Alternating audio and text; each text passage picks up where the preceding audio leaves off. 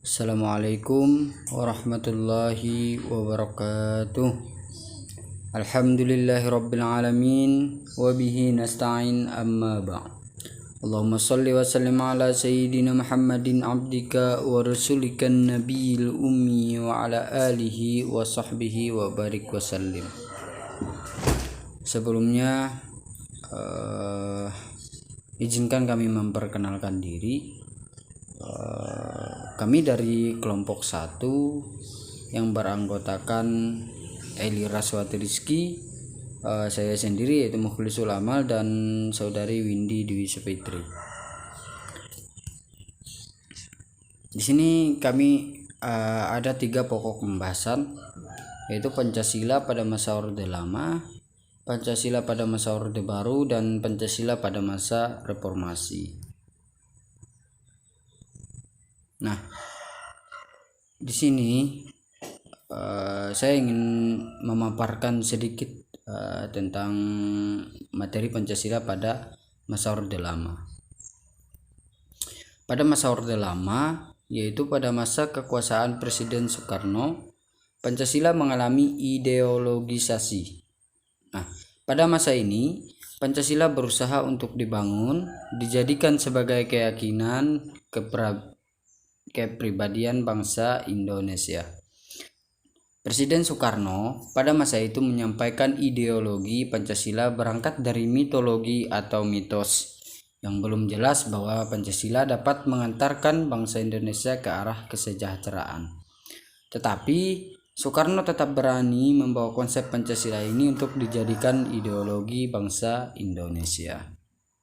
Nah, selanjutnya pada masa ini Pancasila dipahami berdasarkan paradigma yang berkembang pada situasi dunia yang ketika itu diliputi oleh kekacauan dan kondisi sosial budaya yang berada di dalam suasana transisional dari masyarakat terjajah menjadi masyarakat merdeka.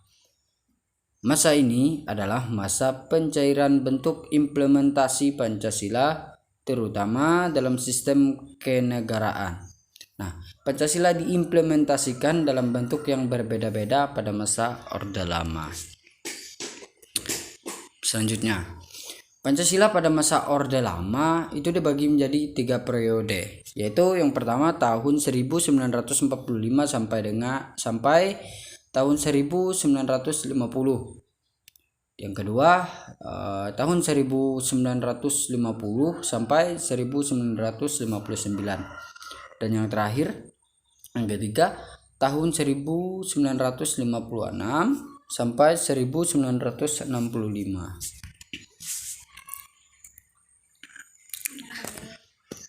Selanjutnya, pada periode tahun 1945 sampai 1950, nilai persatuan dan kesatuan rakyat Indonesia masih tinggi karena menghadapi Belanda yang masih ingin mempertahankan daerah jajahannya di Indonesia. Namun, setelah penjajah dapat diusir, bangsa Indonesia mulai mendapat tantangan dari dalam. Dalam kehidupan politik, sila keempat yang mengutamakan musyawarah dan mufakat tidak dapat dilaksanakan karena demokrasi yang diterapkan adalah demokrasi parlementer. Presiden hanya berfungsi sebagai kepala negara, sedangkan kepala pemerintahan dipegang oleh Perdana Menteri. Sistem ini menyebabkan tidak adanya stabilitas pemerintahan. Pada awal-awal kemerdekaan, terdapat beberapa oknum yang sengaja ingin mengubah ideologi Pancasila sebagai dasar hidup bangsa Indonesia melalui beberapa pemberontakan.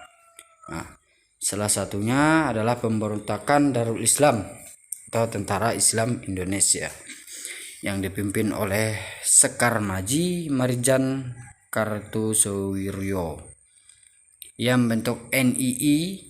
Tujuan utama didirikannya Negara Islam Indonesia adalah untuk mengganti Pancasila sebagai dasar negara dengan syariat Islam. Namun akhirnya usaha penggantian tersebut dapat digagalkan. Selanjutnya, periode tahun 1950 sampai 1959. Walaupun dasar negara tetap Pancasila, tetapi rumusan sila keempat tidak berjiwakan musyawarah mufakat, melainkan suara terbanyak. Dalam bidang politik, demokrasi berjalan lebih baik dengan terlaksananya pemilu 1955 yang dianggap paling demokratis.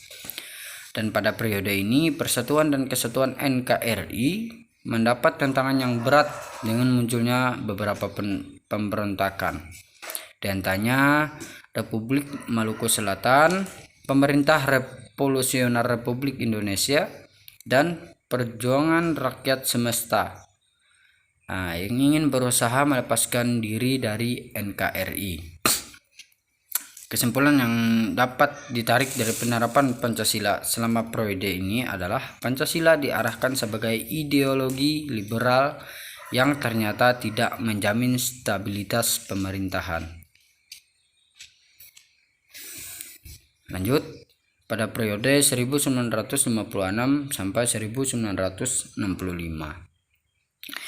Periode ini dikenal sebagai demokrasi terpimpin. Akan tetapi, demokrasi justru tidak berada pada kekuasaan rakyat, sehingga yang memimpin adalah nilai-nilai Pancasila.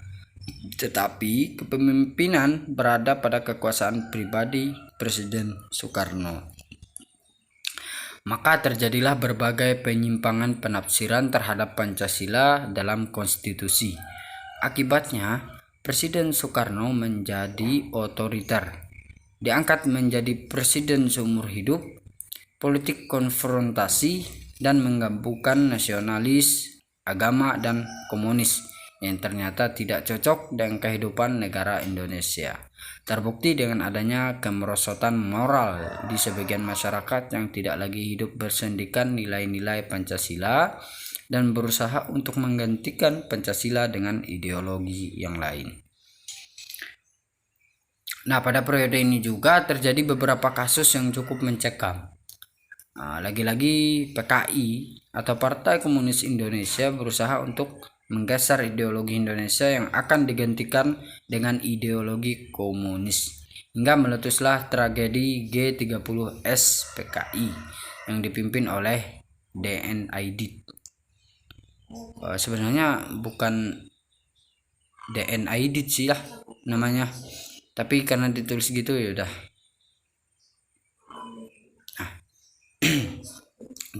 Dinamika perdebatan ideologi antara kelompok Islam dengan Pancasila adalah wajah dominan perpolitikan nasional pada masa Orde Lama. Pada dasarnya, hal ini dilatar belakangi oleh kekecewaan kelompok Islam atas penghapusan Piagam Jakarta dari pembukaan Undang-Undang Dasar 1945. Apalagi ketika penguasa menggunakan Pancasila sebagai alat untuk menekan dan mengekang kelompok Islam. Pancasila telah dimanfaatkan sebagai senjata ideologis untuk mendelegitimasi tuntutan Islam bagi pengakuan negara atas Islam. Bahkan secara terang-terangan pada tahun 1953, Presiden Soekarno mengungkapkan kekhawatirannya tentang implikasi-implikasi negatif terhadap kesatuan nasional jika kelompok Islam di Indonesia masih memaksakan tuntutan mereka untuk sebuah negara Islam. Nah, jadi di sini ada sedikit pertentangan ya, di mana Presiden Soekarno ingin mendirikan negara yang nasional, sementara kelompok Islam ingin mendirikan negara berdasarkan syariat Islam, artinya negara dengan pandangan Islam ya. Nah, pada masa ini juga Presiden Soekarno membubarkan partai Islam terbesar di Indonesia, yaitu Partai Masyumi, karena dituduh terlibat dalam pemberontakan regional berideologi Islam, kepentingan-kepentingan politis dan ideologis yang saling berlawanan. Selanjutnya, antara Presiden Soekarno, militer, PKI, serta kelompok Islam yang telah menimbulkan struktur politik yang sangat labil pada awal tahun 1960-an, sampai akhirnya melahirkan gerakan G30S PKI yang berakhir pada runtuhnya kekuasaan Orde Lama. Nah, mungkin itu saja yang dapat saya paparkan. Selebihnya oleh rekan kelompok saya. Terima kasih. Pancasila di masa Orde Baru. Pancasila pada masa Orde Baru tahun 1965 sampai 1998.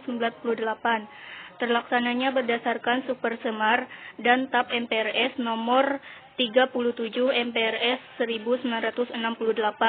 Periode ini merupakan demokrasi Pancasila, sebab semua bentuk penyelenggaraan negara berlangsung atas dasar nilai-nilai Pancasila. Orde Baru berkehendak ingin melaksanakan Pancasila dan Undang-Undang Dasar 1945 secara murni dan konsekuen sebagai kritik terhadap Orde Lama yang telah menyimpang dari Pancasila melalui P4, yaitu Pedoman Penghayatan dan Pengamalan Pancasila atau Eka Prasetya Pancakarsa. Orde Baru muncul dengan tekad untuk melaksanakan Pancasila dan Undang-Undang Dasar 1945 secara murni dan konsekuen. Semangat tersebut muncul berdasarkan pengalaman sejarah dari pemerintah sebelumnya yang telah menyimpang dari Pancasila serta Undang-Undang Dasar 1945 demi kepentingan kekuasaan. Akan tetapi, yang terjadi sebenarnya adalah tidak jauh berbeda dengan apa yang terjadi pada masa Orde Lama, yaitu Pancasila tetap pada posisi sebagai alat pembenar rejim otoritarian baru di bawah Soeharto. Adapun ciri-ciri Pancasila pada masa Orde Baru yang pertama yaitu mengutamakan musyawarah mufakat, mengutamakan kepentingan negara dan masyarakat, tidak memaksakan kehendak kepada orang lain, selalu diliputi oleh semangat kekeluargaan, adanya rasa tanggung jawab dalam melaksanakan hasil keputusan musyawarah, dilakukan dengan akal sehat dan sesuai dengan hati nurani yang luhur, dan keputusan dapat dipertanggungjawabkan kepada Tuhan Yang Maha Esa berdasarkan nilai dan kebenaran dan keadilan. Tekad Orde Baru dalam mempertahankan eksistensi Pancasila diwujudkan dalam bentuk sistem pemerintahan yang menjunjung tinggi asas kekeluargaan dan gotong royong, yaitu sistem demokrasi Pancasila. Demokrasi Pancasila diwujudkan dengan melakukan penyederhanaan partai politik menjadi 3 partai, yaitu PDI, PP, dan Golkar.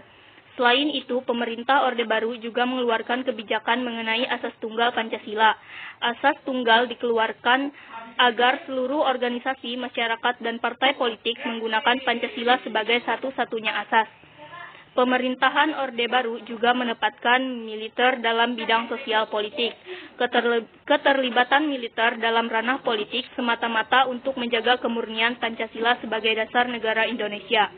Namun dalam perkembangannya, pemerintah Orde Baru dalam implementasi masih jauh dengan nilai-nilai Pancasila, sehingga memiliki dampak yang sangat merugikan masyarakat.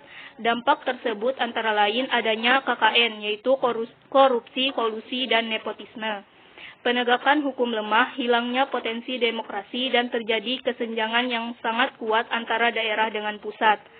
Saran bagi semua para pemimpin baik dalam pemerintahan maupun non-pemerintahan, jadilah orang yang amanah, bijaksana dan adil, dan marilah wujudkan kembali nilai-nilai Pancasila, sehingga bangsa Indonesia akan menjadi bangsa yang besar, bermartabat, dan bangsa yang menjunjung nilai-nilai kepribadian bangsa. Pancasila pada masa reformasi. Pancasila yang pada dasarnya sebagai sumber nilai, dasar moral etik bagi negara dan aparat pelaksana negara, digunakan sebagai alat legitimasi politik. Semua tindakan dan kebijakan mengatasnamakan Pancasila. Kenyataannya, tindakan dan kebijakan tersebut sangat bertentangan dengan Pancasila.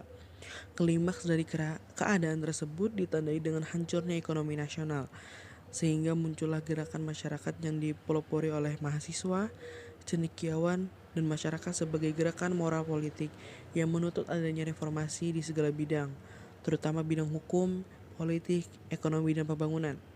Awal dari gerakan reformasi bangsa Indonesia, yakni dengan mundurnya Presiden Soeharto pada tanggal 21 Mei 1998, yang kemudian digantikan oleh Profesor Dr. B.J. Habibie. Penerapan Pancasila di masa reformasi. Pancasila sebagai sumber nilai memiliki sifat yang reformatif, artinya memiliki aspek pelaksanaan yang senantiasa mampu menyesuaikan dengan dinamika aspirasi rakyat. dalam mengantisipasi perkembangan zaman, yaitu dengan jalan menata kembali kebijaksanaan-kebijaksanaannya yang tidak sesuai dengan aspirasi rakyat. Akan tetapi nilai-nilai esensialnya bersifat tetap, yaitu ketuhanan, kemanusiaan, persatuan, kerakyatan, keadilan. Namun semenjak reformasi, nilai-nilai Pancasila kian tersingkirkan. Keberadaannya yang mulai dilupakan oleh generasi penerus bangsa serta pengaruh globalisasi yang semakin besar menjadi salah satu faktor menurunnya pemahaman Pancasila pada generasi muda bangsa ini dan telah menjadikan masyarakat Indonesia kehilangan roh kebangsaannya. Pelaksanaan Pancasila pada masa reformasi cenderung meredup dan tidak adanya istilah penggunaan Pancasila sebagai propaganda praktik penyelenggaraan pemerintah. Hal ini terjadi lebih dikarenakan oleh adanya globalisasi yang melanda Indonesia. Masyarakat terbius akan kenikmatan hedonisme yang dibawa oleh paham baru yang masuk sehingga lupa dari mana, di mana, dan untuk siapa sebenarnya mereka hidup. Seakan-akan mereka melupakan bangsanya sendiri yang dibangun dengan semangat juang yang gigih dan tanpa memandang perbedaan. Baik, mungkin itu saja yang dapat kami sampaikan. Kurang lebihnya mohon dimaafkan. Wassalamualaikum warahmatullahi wabarakatuh.